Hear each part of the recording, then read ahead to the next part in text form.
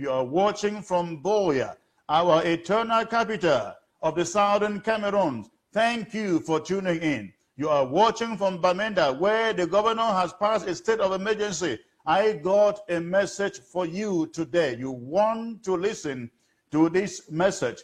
You are watching anywhere from Ambaland, from the Federal Republic of Ambazonia, the only Ambazonia. Please, thank you. Thank you for tuning in. You will not regret tuning in today. I got a very special message to you and to those politicians trying to do politics over a revolution or in a revolutionary time.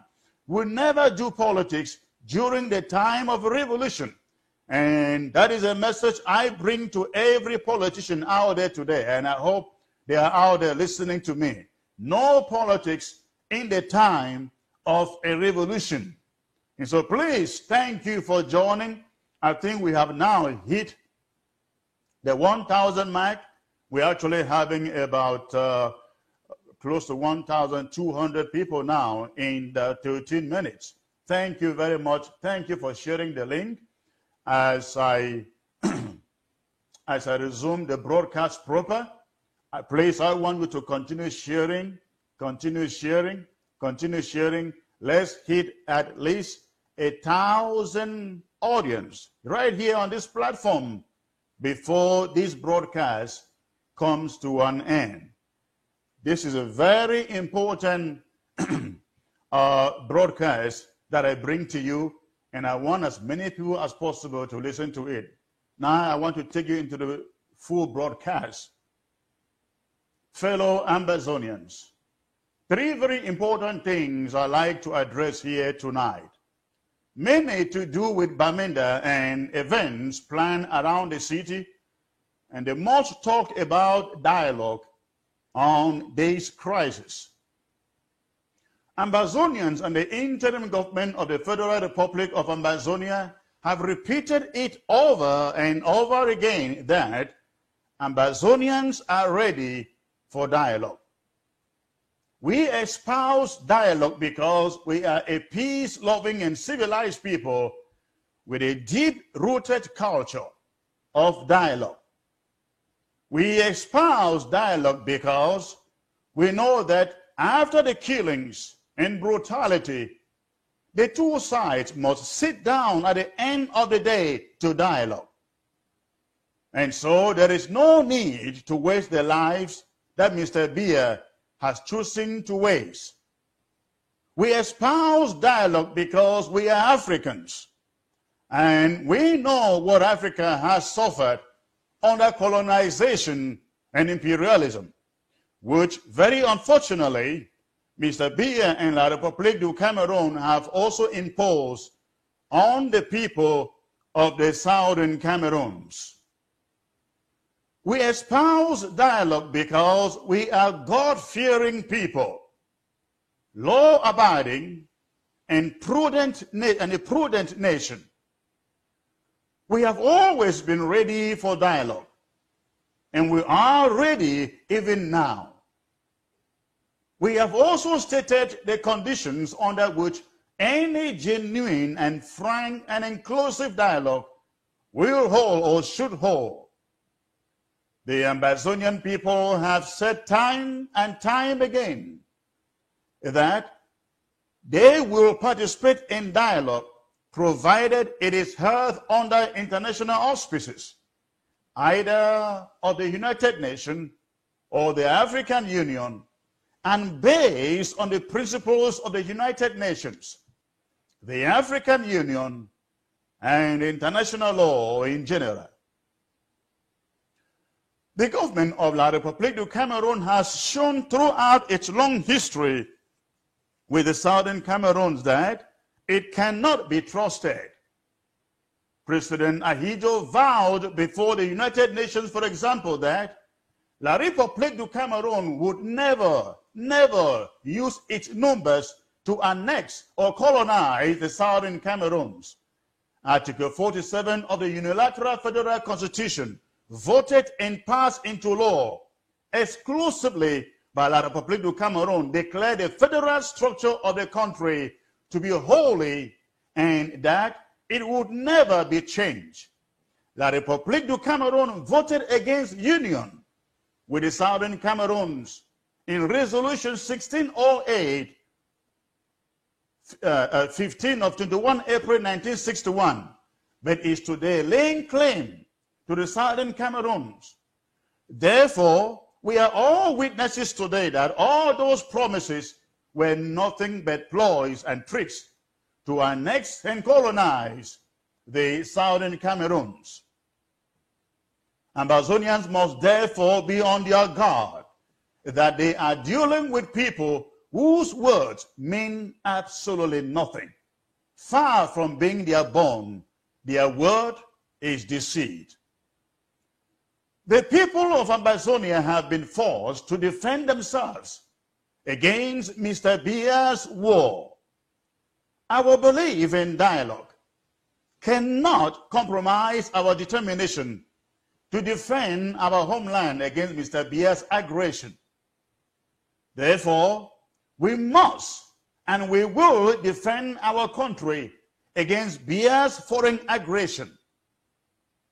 Just as the occupation of African territories by white colonialists did not give them title to African lands, so also the illegal occupation of the Southern Cameroons by La République du Cameroon cannot give it title to the Southern Cameroons. Apparently, Mr. Biya too has also been quoted to say that dialogue has always been and will always remain the best means of resolving problems.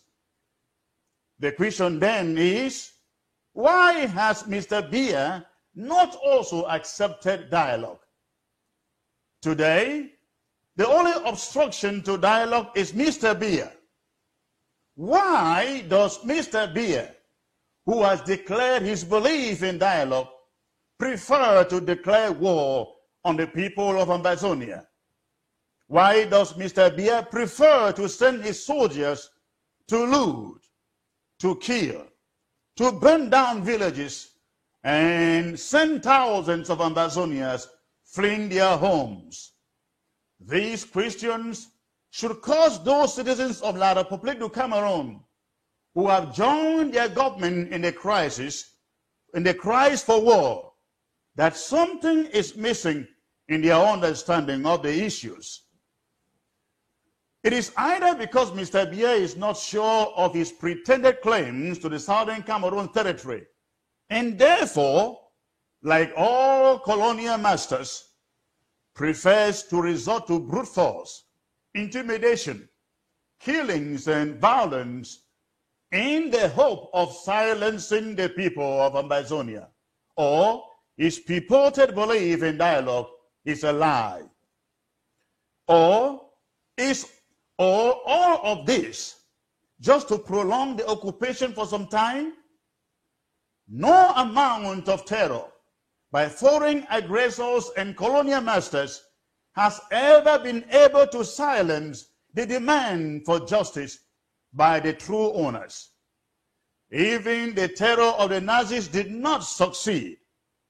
Decades of the same methods of suppression and intimidation have given Mr. Biya the illusion that such colonial methods can go on forever.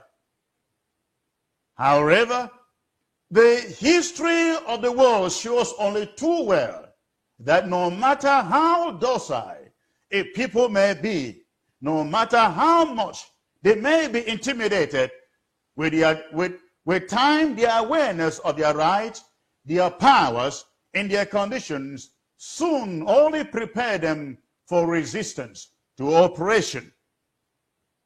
And this is why the slaves, colonized Africans, and victims of apartheid were able to rise up against these horrendous injustices. The people of Ambazonia have also risen against the crimes of Mr. Biya and the annexation by La République du Cameroon. They will never, never, never submit to them anymore, never again. Even as La République du Cameroon wants to sing its own anthem, the people of Amazonia want to sing their own. As La République du Cameroon celebrates its national heroes and kill our own, so Amazonia wants to celebrate its own national heroes. As La République du Cameroon wants to fly its own flag, so too Amazonia wants to fly its own flag too. As La République du Cameroon wants to rule itself, so too Amazonia wants to rule itself. As La République du Cameroon wants to live its own life and speak its own language, so too Amazonia wants to live its own life. And they want to do so, not on La République du Cameroon's territory, but on their own, within their international boundaries.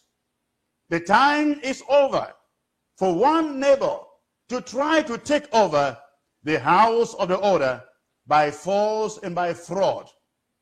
The annexation and colonization of the southern Cameroons by La République du Cameroon is based on that mentality, which says that La République du Cameroon has rights which Amazonia cannot have. La République du Cameroon claims the right to strip Amazonians naked and impose foreign dressing on them. La République du Cameroon's colonization has gone so far that it now believes that if Amazonians are to breathe, La République du Cameroon must authorize them to breathe. If they are to speak, La République du Cameroon must authorize them to speak. They cannot have or own anything which La République du Cameroon does not grant them. In short, La République du Cameroon has made itself a god over the people of Amazonia. Amazonians have come of age and reject this criminal mentality for all times. Mr. Biya has preferred to give lectures about dialogue instead of calling for dialogue under international auspices. Does it surprise you then that Paul Biya has not accepted dialogue under international auspices? Those who are surprised should not be, because it only shows that Paul Biya is held back by something that you are not aware of. What could that be? Oh yes, Paul Biya knows better than all of you out there that La République du Cameroon cannot prove its pretended jurisdiction over the territory of the southern Cameroons. Paul Biya knows so well that there is an international boundary separating La République du Cameroon and the southern Cameroons. Paul Biya knows so well that there is no treaty of union between the southern Cameroons and La République du Cameroon. He knows that even if there were a union, La République du Cameroon would not claim the territory of the southern Cameroons to be its own. La République du Cameroon's claims are all based on intimidation and fraud. Fraud and intimidation cannot count when you sit before the world to prove your case. And so, it is as clear as day that La République du Cameroon will never accept dialogue under international auspices. That is why, in the comfort of his palace, Paul Biya can decide to waste the lives of millions of Amazonians on a matter he knows La République du Cameroon cannot win. He is comforted in his aggression by the silence of the conspiring neighboring countries, example being the Republic of Nigeria. But how long will that be? He has opted for force in the hope that the silence of neighboring countries is enough for him to annex the territory of the southern Cameroons. But he is gravely mistaken. Even stranger than Biya's attitude is that of the citizens, politicians, and civil society of La République du Cameroon. Why do citizens of La République du Cameroon, including their politicians academicians, and the civil society accept to be so openly deceived by their leaders? Why? Why are they not asking their leaders to present the instruments of international law that gives them their pretended jurisdiction over the territory of the southern Cameroons? Why are their soldiers accepting the orders to kill innocent people who are fighting for justice in their homeland? If La République du Cameroon will defend its territory, if encroached upon, why should the people of the southern Cameroons not defend theirs? If La République du Cameroon enjoys ruling itself, why do they think Ambazonians should not rule themselves on their own territory? Why? Why are La République du Cameroon citizens, politicians, and academia not asking the questions that matter? Even radio and television stations have avoided to ask the question. They all accept without question. Issa Chiroma and Bias claim that La République du Cameroon has title over the southern Cameroon territory. They have been thoroughly brainwashed. CRTV and all the radio stations, including the newspapers, even the private ones, have been brainwashed and even been made to swear that they will fight to keep Cameroon indivisible. When did La République du Cameroon become indivisible? When it achieved independence without the southern Cameroons as part of its territory. Africans, we got to wake up. Do not allow your criminal leaders to cause you to commit colonial crimes against other Africans like you. We challenge, we Ambazonians, we challenge all the radio and television stations in La République du Cameroon to overcome their fear and ask Issa Chiroma to present the document by which La République du Cameroon claimed the right to rule the southern Cameroons. Territorial claims in international law are a matter of proof, not of verbal declarations. Their purported plebiscite is not an instrument of international law. They know that too well. Ask Chiroma and Paul Biya to show the instrument of international law that deprives the people of the southern Cameroon the right over their territory and confers that right on La République du Cameroon. Ask the question. Do not fear. I'm talking to the journalists, to the media out there, especially in Cameroon. Do not fear. Ask all the questions. Do not assume. Ask and let us know the answer. Young Africans everywhere must rise against the dogmas of their oppressive leaders. The people of Ambazonia call on Biya to stop this war of aggression against Ambazonians, because fraud, armed robbery, and violence will not prevail. The claim of La République du Cameroon on Ambazonian territory cannot be assumed or taken for granted. It must be proven. If La République du Cameroon has a case, let it accept dialogue. If Paul Biya is sure of his claim to Ambazonian territory, let him accept dialogue under international auspices. Otherwise, he should stop his war and accept the truth that the territory of Ambazonia belonged in its entirety to the people of Ambazonia, not La République du Cameroon. Those who believe they have the gun or that they have power will count on that might until it fails them. We must not blindly reject peace because we have soldiers who will obey orders blindly, without reason and without understanding why they are fighting. Biya should stop pursuing war against Ambazonia as an option. We call on soldiers citizens, politicians, and the civil society of La République du Cameroon to make their opposition to Biya and his war clearly known. As Africans, we must reject Mr. Biya's violence and sit down to dialogue on the basis of those principles established by the international community to govern the relation between the peoples of the world. Even if Mr. Biya rejects dialogue, why has he not called on the United Nations to organize a referendum to determine the choice of the people of the Southern Cameroons? Why? Why?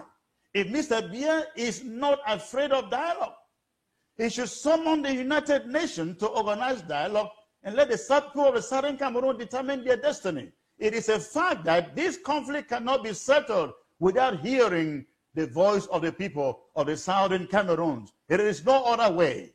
A referendum organized under the auspices of the United Nations will be one way of hearing the voice of the people of Ambaland.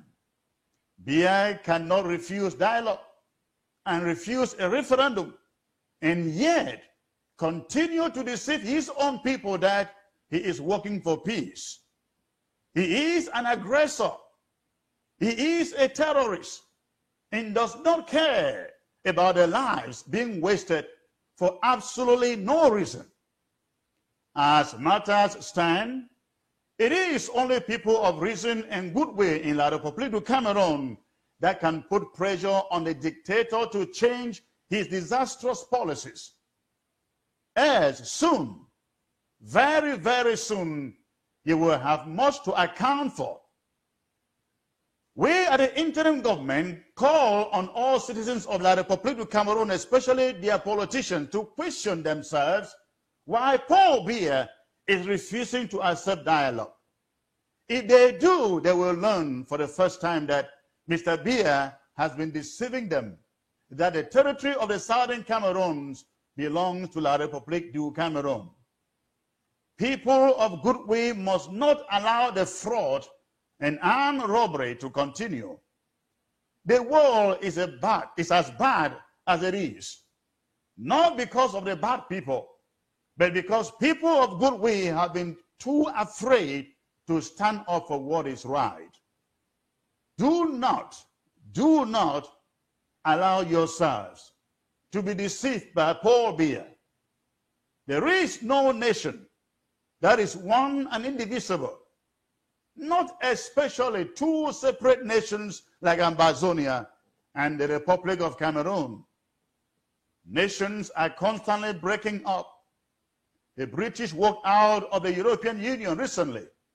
The number of independent states in the world is constantly increasing. The map of the world is constantly changing. No human being has ceased to exist because of that. Marshal Tito said Yugoslavia was one and indivisible. Do you remember that? Yugoslavia has ceased to exist altogether. The Soviet Union has disintegrated. The Sudan is now two. One British India is now 3 countries. Czechoslovakia is now 2 separate countries. Rwanda and Burundi, that were one, broke up in 1962. The Gambia broke up with Senegal when union did not work. Why did Biya borrow the dogma of indivisibility? The Southern Cameroons and La République du Cameroon have never been one, except through fraud and violence, but never through the free wills of the people. And if you admit free will, you must admit the right to change of minds. The people of Ambazonia are ready for dialogue under international auspices. The people of La République du Cameroon must therefore reject the tyrannical rule of Paul Biya and hold him to account for the senseless murders that his soldiers are committing on a daily basis in the Southern Cameroons. the looting, burning of villages, gratuitous murders, rape, and suffering in the southern Cameroons have to stop. Paul Biya will not stop them if you do not stop him. Stop him so that there can be a chance of a lasting and genuine dialogue. Now I want to talk about the state of emergency in Bamenda. You will remember that on Friday, the colonial governor of the northern region issued an order declaring a state of emergency in that region. The state of emergency essentially gets the people of Bamenda prepared for French Cameroon occupational forces to descend on the unarmed population for a massacre at the least provocation. This state of emergency is the setting of the stage for indiscriminate mass killings and wreckage of property, a situation that may see more and more people from the southern Cameroons forced out of their homes for refugee camps. No doubt, the American embassy in Yaoundé issued a statement recently warning all U.S. citizens in Cameroon to avoid Bamenda in the coming weeks. The colonial administrator's order states that the state of emergency will go on indefinitely because it says it is renewable. The state of emergency grounds every form of business activity, including all forms of transportation in the region. However, the governor makes it clear, the colonial governor makes it very, very clear that ambulance services are particularly picked out and won't be affected by the state of emergency. We are all aware that, or we have already been informed that the reception area and mortuary of the Bamenda General Hospital are being flooded with corpses dumped in there on a weekly basis for nurses in the hospital to do whatever they can with them. Now, the colonial governor in the Northwest region, in his state of emergency statement, has ordered ambulances to stand by, possibly to be ready to convey more shooting victims to the mortuaries in Bamenda. How else do we interpret this than to take it for the colonial master's plan to unleash maximum terror on the people of Bamenda? While we at the interim government raise concerns and condemn in the strongest terms what the colonial government from French Cameroon is about to do in Bamenda, we at the interim government equally are calling the attention of the international community to similarly condemn the killings that French Cameroon is about masterminding in Bamenda. How many people would the Yaoundé colonialist forces have to kill in the southern Cameroons before the United Nations and others will cough or have to say something? How many people would have to be killed in the southern Cameroons before the British, who led us into this mess in the first place, do something? For how long would the world sit still and watch and see the French government support Yaoundé to decimate the southern Cameroons? At the end of the Rwandan civil war, this same international community joined voices and vowed and said, never again shall such a large-scale human waste be allowed to ever take place in any continent and in any community. How come then they have only so soon forgotten about it as genocide is unleashed in the territory of the southern Cameroons. It's a shameful thing to sit and watch in the 21st century a dictator who has been in power for 36 years slaughter his people, and no world leader has a voice to speak. Let it be known today that the interim government of the southern Cameroons, Ambazonia, isn't about to call upon the people of the southern Cameroons to resign their basic human rights of freedom of movement, in association, and of speech for a baseless state of emergency. We are not about to do that. Our people will have the right to defend their rights. On October 1st, 2017, we, Ambazonia, formally proclaimed the restoration of our independence and spread out the boundaries of our territory. That La République du Cameroon colonial administrators continue to sit tight in our territory is no legalization of their contemptuous stay. It is a violation of the territorial integrity, the territorial sovereignty of the southern Cameroons, Ambazonia. And this interim government isn't about to let them pass orders, control or dictate orders to the people of the northern region in particular, and all of the southern Cameroons people. It was ingrained in the subconsciousness of every Ambazonian since October 2017 that the only government, the only administration that exerts authority in all of the southern Cameroons is this interim government. The interim government of Ambazonia, therefore, dictates, has authority.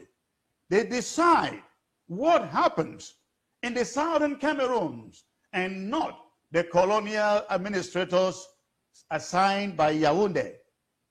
We are therefore calling upon every southern Cameroonian, especially in the northern zone, to ignore the orders of the colonial governor and every colonial SDO and every colonial authority in the region and go about their businesses as usual, as the colonial government has absolutely no legal mandate to pass orders in our territory. Never again. We want to make it very clear, very, very clear to the colonial French Cameroon government that this interim government of Ambazonia will no longer beg or hold back Ambazonians who are agitating to revenge the atrocities already committed on their families. Whatever chaos that ensues from the rampage that will follow these illegalities in our territory from La République du Cameroon trying to foster itself on our people will be solely the responsibility of the government of La République du Cameroon and to that of Nigeria. The United Nations and the African Union included for letting Nigeria and Cameroon broke international law. The interim government of Ambazonia declares the state of emergency in Bamenda null and void and of no consequences since the order came from a colonial servant. The interim government makes it abundantly clear, very clear, that the colonial governor is a usurper. He has absolutely no more powers to pass orders in Bamenda and the region in its entirety. And even up in the southwest region, the colonial governor has no powers over the territory.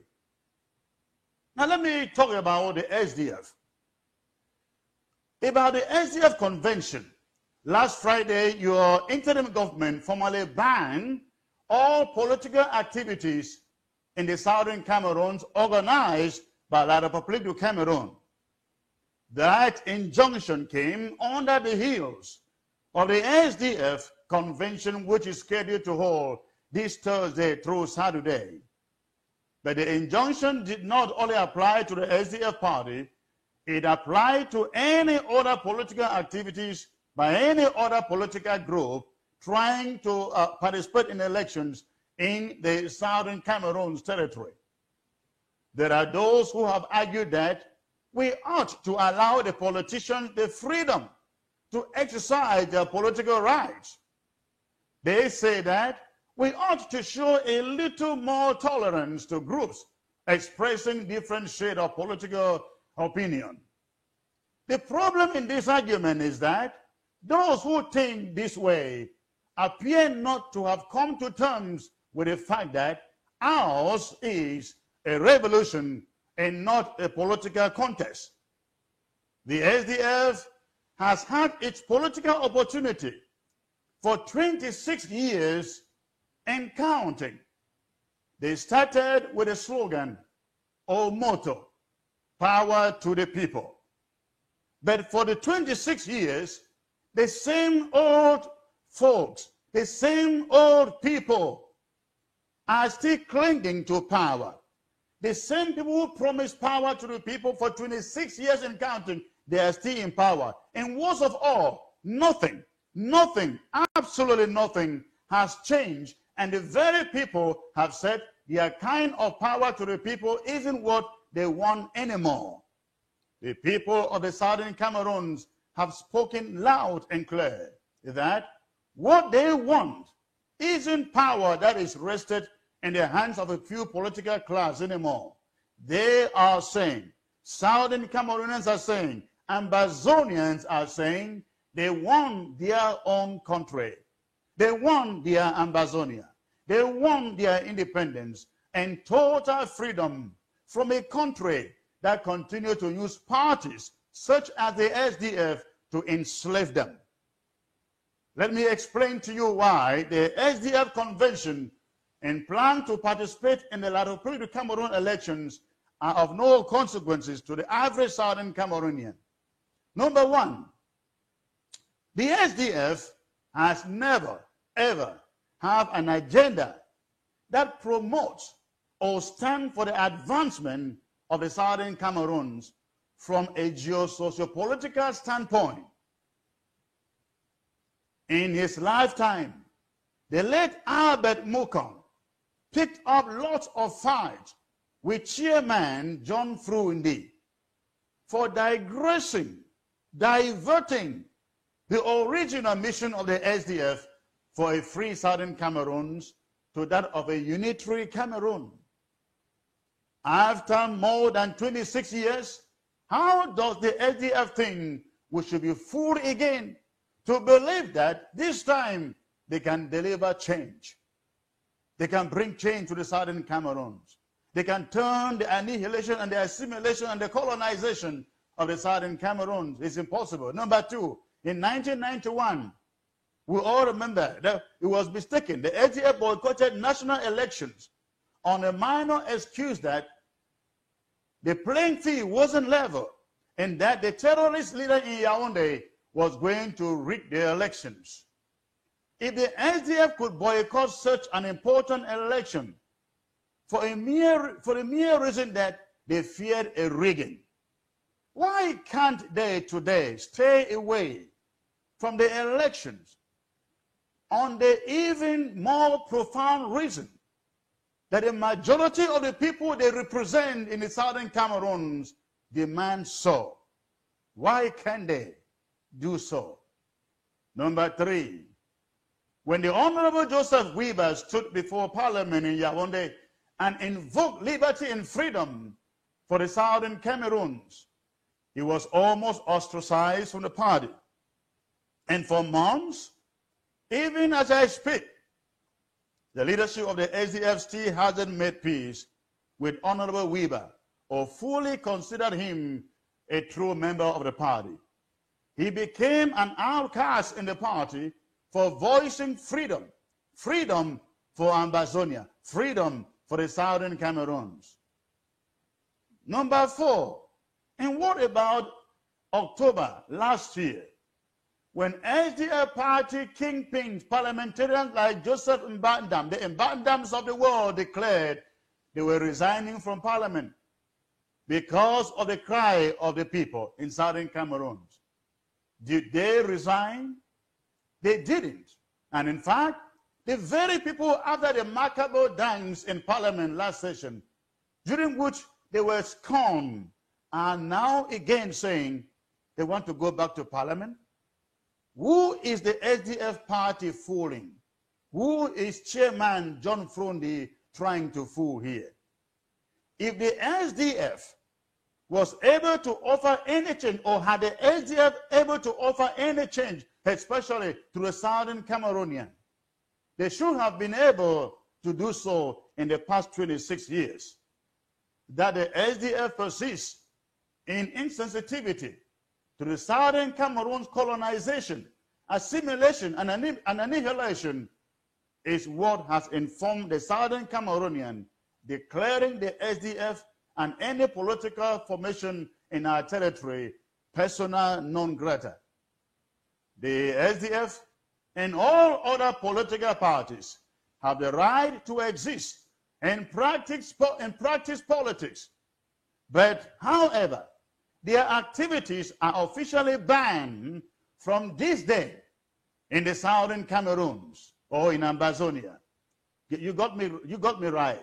Their activities are banned in Ambazonia. They have the right to contest elections organized by La République du Cameroon.